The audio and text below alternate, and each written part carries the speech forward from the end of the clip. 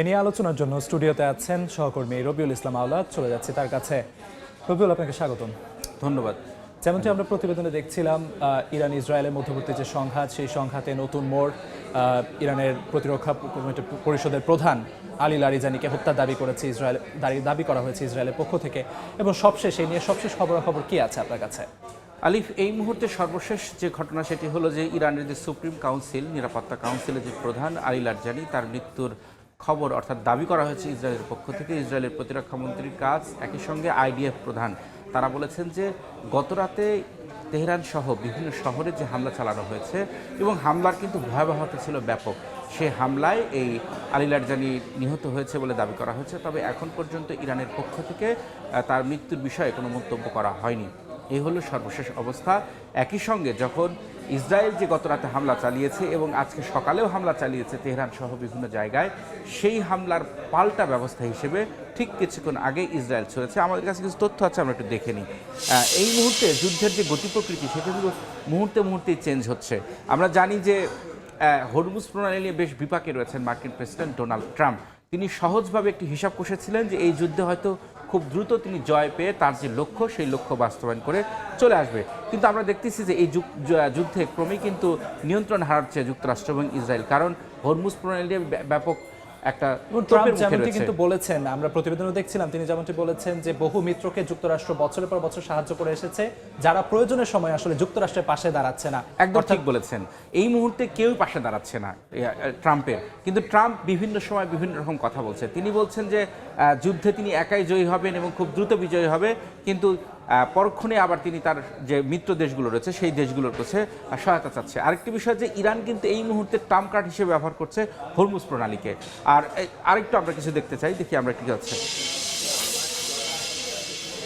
আলিফ, আমরা যেটা বলতেছিলাম আপনাকে, সেটি হলো সংযুক্ত আরব আমিরাত। আমরা জানি যে ইরান কিন্তু হামলার শুরু থেকে, যুদ্ধের শুরু থেকে যে প্রতিবেশী দেশগুলো রয়েছে, বিশেষ করে মার্কিন যে স্থাপনা, যেহেতু তারা বলেছে, ঘটনা হলো যে তারা সরাসরি হামলা চালাচ্ছে না যুক্তরাষ্ট্রে, তাই যুক্তরাষ্ট্রের যে স্থাপনা রয়েছে সেই স্থাপনাগুলোতে হামলা চালাবে। একই সঙ্গে আমরা এখন পর্যন্ত দুবাইয়ে, অর্থাৎ এই যুদ্ধ শুরুর পর কিন্তু দুবাইয়ের দিকে 2000-এর বেশি ক্ষেপণাস্ত্র নিক্ষেপ করেছে ইরান।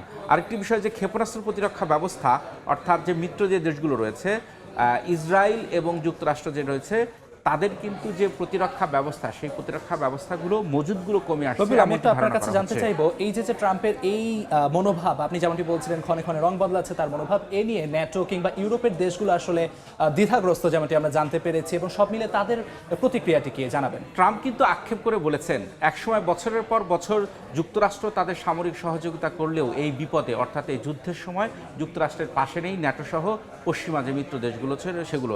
আলিফ, আমাদের এ সংক্রান্ত আমাদের এক সহকর্মীর প্রতিবেদন রয়েছে, আমরা সেই প্রতিবেদন দেখে এসে আলোচনা করব।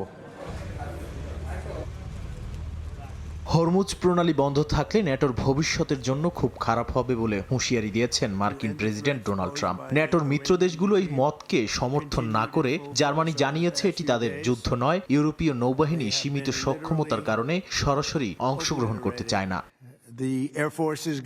যুক্তরাজ্য ও অন্যান্য মিত্ররা এখনও সঠিক কৌশল ও আইনি নিশ্চয়তা চাইছে। ব্রিটিশ প্রধানমন্ত্রী কিয়ার স্টারমার বলেন, সম্ভাব্য সমাধানের জন্য যত বেশি অংশীদার সম্ভব যুক্ত করা প্রয়োজন, কিন্তু কার্যকর পরিকল্পনা এখনও তৈরি হয়নি। পুরনো মাইন সুইপিং প্রযুক্তি হঠাৎ কার্যকর নয় এবং নতুন ড্রোন প্রযুক্তি পরীক্ষার মধ্যেই রয়েছে।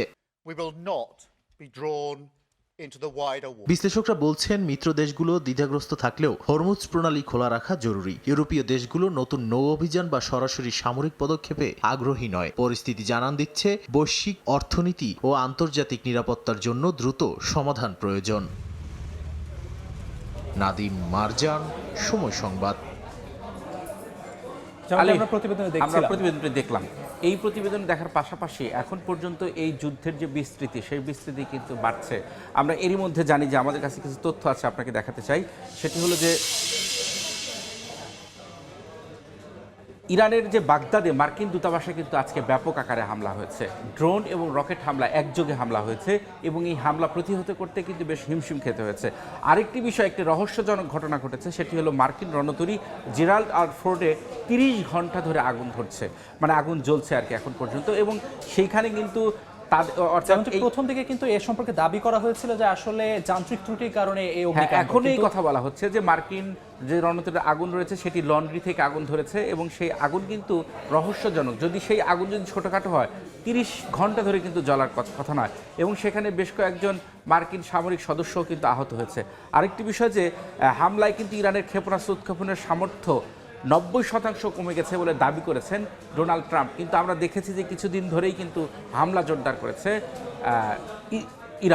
ইরান কিন্তু বিভিন্ন সময় কিন্তু এখন ইসরায়েলে গত রাতেও কিন্তু ব্যাপক আকারে হামলা চালিয়েছে তেল আবিব সহ বিভিন্ন গুরুত্বপূর্ণ স্থাপনায়। তথ্যের মাধ্যমে অর্থাৎ তথ্য প্রযুক্তির মাধ্যমে যে যুদ্ধ সেটিও কিন্তু আসলে ভয়াবহ রূপ নিয়েছে, যেমনটি গত কয়েকদিন ধরে বেশ ধরনের সংবাদ প্রচারিত হচ্ছে, তথ্য প্রচারিত হচ্ছে, এবং নেতানিয়াহুর মৃত্যুর খবর নিয়ে এক ধরনের গুঞ্জন চলছে। কিন্তু সেই গুঞ্জনে কিন্তু ডালপালা মিলেছে কিন্তু নেতানিয়াহু নিজেই, কারণ এখন পর্যন্ত সরাসরি তিনি জনসম্মুখে কোনো তিনি যে এই যুদ্ধের সময় কিন্তু সংকটকালীন সময় রয়েছে ইসরায়েল, কিন্তু তার যে ছবিটা প্রকাশ করা হয়েছে এই ব্যাপারে যে আসলে গুঞ্জন, সেই গুঞ্জনটি আসলে মোসাদের পক্ষ থেকেই এআই দ্বারা নির্মিত ভিডিও ছড়িয়ে দিয়ে এক ধরনের প্রোপাগান্ডা চালানোর চেষ্টা করা হচ্ছে নেতানিয়াহুকে নিরাপদ রাখার জন্য। সেটি আসলে এগুলো বিভিন্ন নিরাপত্তা বাহিনী বলছে এটা হয়তো ইসরায়েল একটা কৌশল হতে পারে যেন টার্গেট করতে না পারে। যদি তার মৃত্যুর একটা গুঞ্জন চলে তাহলে হয়তো ফোকাস অর্থাৎ দৃষ্টিভঙ্গিটা অন্যদিকে যেতে পারে, অর্থাৎ নেতানিয়াহুকে হয়তো লক্ষ্য থেকে অন্য খাতে নিয়ে যেতে পারে। কিন্তু আমরা কিছুক্ষণ আগে জানি যে ইসরায়েলি প্রতিরক্ষামন্ত্রী কিন্তু ব্রিফ করেছেন এই যে তেহরানে যে হামলা হয়েছে, আলী লারজানি যে হত্যার দাবি করা হয়েছে, এটি কিন্তু বিভিন্ন সময় আমরা দেখেছি যে ইসরায়েলের প্রধানমন্ত্রী নিজেই ঘোষণা দেন, কিন্তু সেটি না করে কিন্তু ইসরায়েলের প্রতিরক্ষামন্ত্রী তিনি কিন্তু এই ঘোষণা দিলেন। এবং একই সঙ্গে ভবিষ্যতে কী ধরনের হামলা হবে এবং হামলার নীতি নির্ধারণ সব কিছু কিন্তু প্রতিরক্ষামন্ত্রীর কাছ থেকে আসছে। অর্থাৎ এখন পর্যন্ত ইসরায়েলের প্রধানমন্ত্রী এই বিষয়ে কোনো ব্রিফ করছে না, এটিও কিন্তু একটা রহস্যজনক বিষয়। আলী, বুঝতে পেরেছি। আপনাকে অসংখ্য ধন্যবাদ রবিউল, আপনার সময় দিয়ে আমাদের সঙ্গে যুক্ত থাকার জন্য। আপনাকেও ধন্যবাদ আলী। মধ্যপ্রাচ্য সংঘাত নিয়ে কথা বলার জন্য আমাদের সঙ্গে স্টুডিওতে উপস্থিত ছিলেন সহকর্মী রবিউল ইসলাম আওলাদ।